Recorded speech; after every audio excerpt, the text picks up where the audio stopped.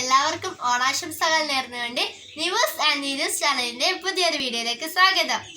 അപ്പൊ നമ്മൾ രാവിലെ എഴുന്നേറ്റ് കുളിച്ച് ഓണക്കോടിയൊക്കെ ഇട്ട് പൂക്കൾ ഇടാൻ തുടങ്ങിയിട്ടുണ്ട്. പിന്നെ ഇത്രയും നമ്മളെല്ലാവരും ഇട്ടിട്ടുണ്ടായിന്. ഇതിനൊരു അച്ഛൻ ഇട്ടിട്ടുണ്ടായിന്. ഇപ്പൊ അച്ഛൻ വീഡിയോ എടുക്കാൻ പോയി.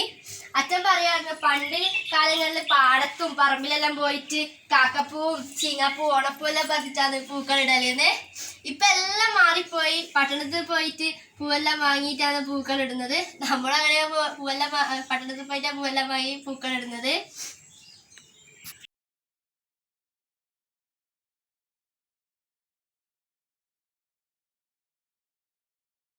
നമ്മളെ പൂക്കളം റെഡി ആയിരിക്കുന്നു.